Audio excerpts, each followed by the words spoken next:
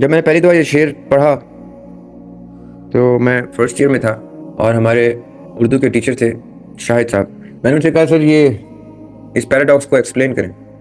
Unfortunately he could not explain but then that they never came کہ جب وہ مجھے جواب دیتے. لیکن اللہ تعالیٰ نے مجھے اس کا جواب کیسے دیا کہ ایک دفعہ میں نے ایک قصہ پڑھا کہ مولا علی اپنے غلام کے ساتھ صحرا میں ٹریول کر رہے تھے کہ تیرے آزاد بندوں کی نہ یہ دنیا نہ وہ دنیا، کیونکہ دونوں میں آزادی بھرپور طریقے سے نہیں ملی بخشش پانے کے باوجود.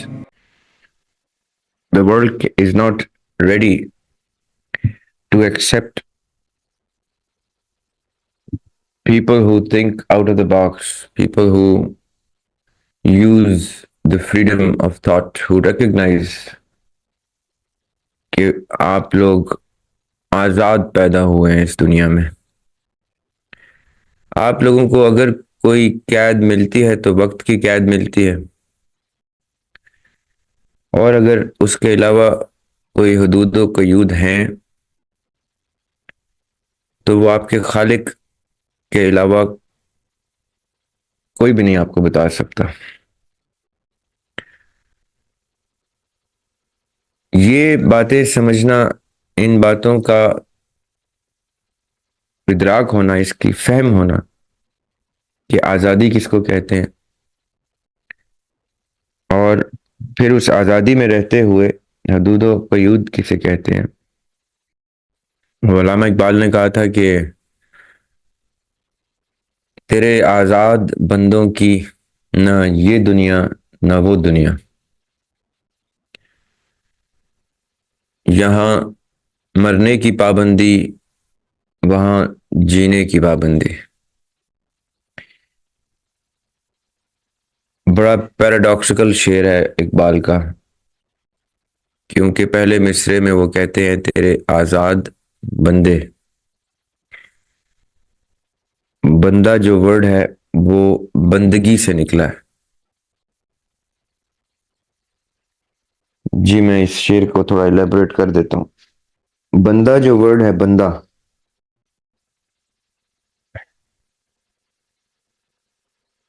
بندہ کہتے ہی اس کو ہے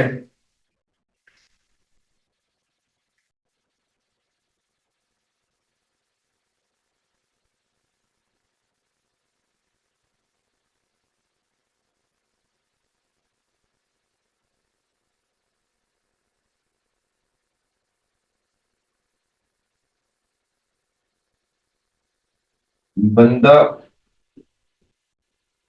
اس کو کہتے ہیں جو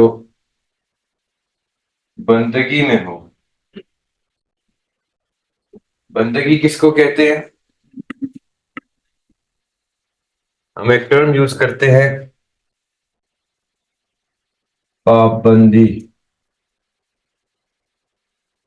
وقت کی پابندی، مرنے کی پابندی، جینے کی پابندی.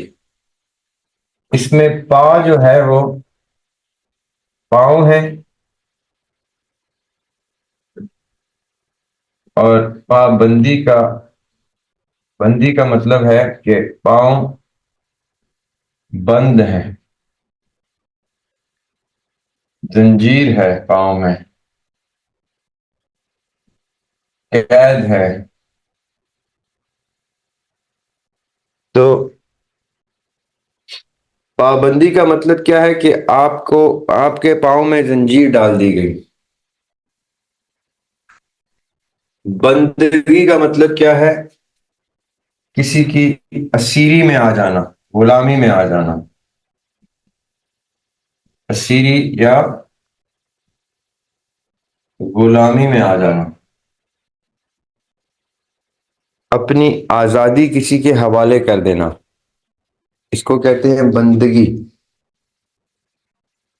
تو جب ہم کہتے ہیں ہم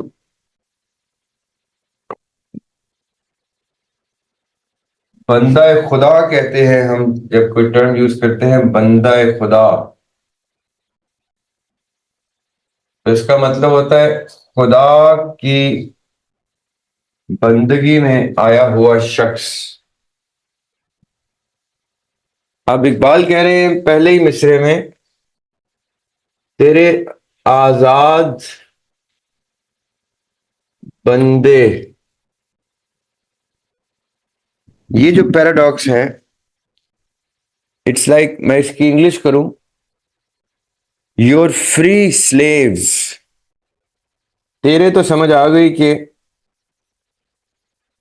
کسی کی پوزیشن شو ہو رہی ہے.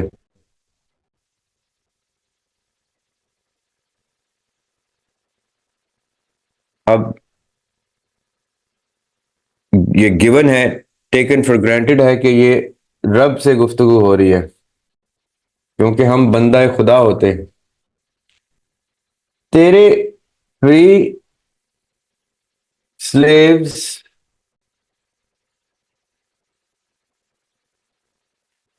جب میں نے پہلی دفعہ یہ شعر پڑھا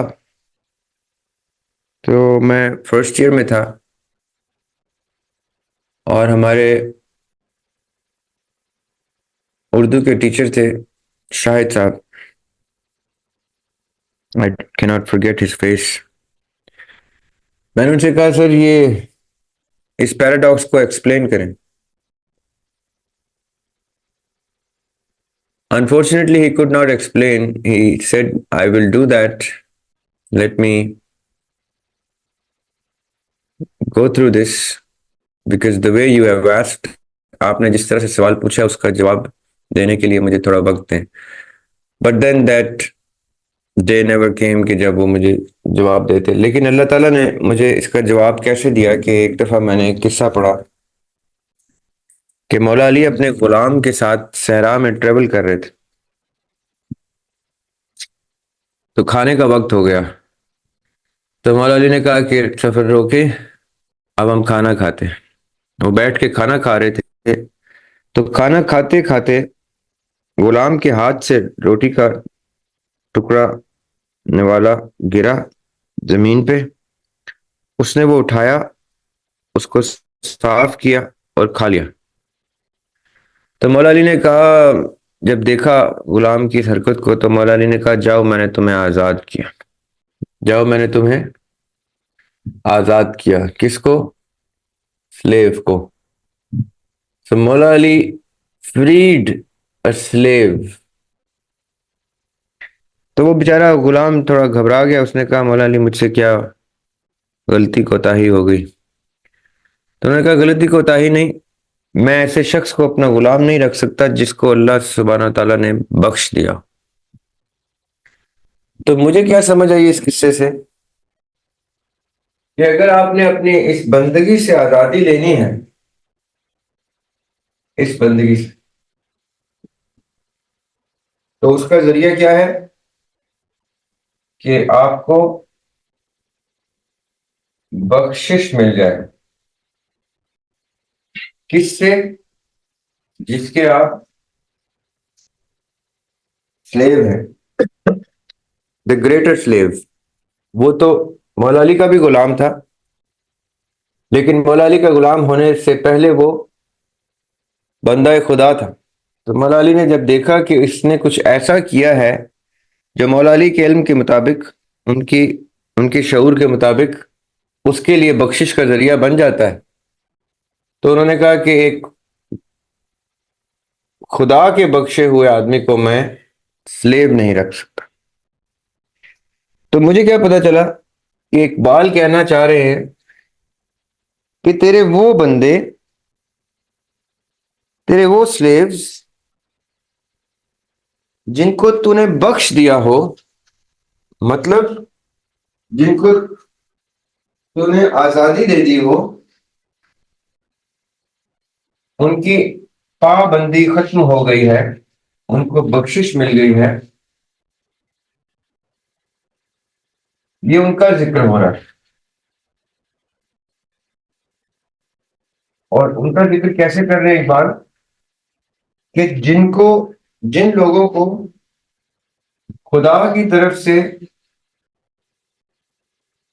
بخشش مل جائے ان دا شیپ آف آزادی, ان کی نہ یہ دنیا, کیونکہ اس دنیا میں کل نفس ذائقۃ الموت ہے, یہاں مرنا ضروری ہے ہر شخص میں، یہاں مرنے کی پابندی ہے، یہ پابندی ختم نہیں ہو سکتی اس بخشش کے باوجود۔ اور وہ دنیا جو ابدی ہے، وہاں موت نہیں آ سکتی کیونکہ موت کو مار دیا جائے گا۔ قیامت کے بعد جب آپ لوگ جنت میں جائیں گے، جو بھی آپ میں سے جائیں گے، تو اس وقت ایک وقت آئے گا اللہ تعالیٰ موت کو مار دیں گے۔ Death will die right before your eyes. When death will die right before your eyes, you will live an eternal life. آپ ایک ابدی زندگی گزاریں گے۔ اس eternal life کو اقبال کہہ رہے ہیں جینے کی پابندی۔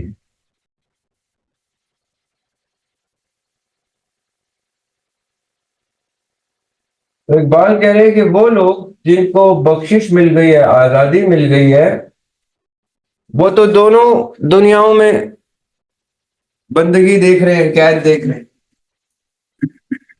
تو بڑا جینوین شکوہ ہے اقبال کا کہ تیرے آزاد بندوں کی نہ یہ دنیا نہ وہ دنیا، کیونکہ دونوں میں آزادی بھرپور طریقے سے نہیں ملی۔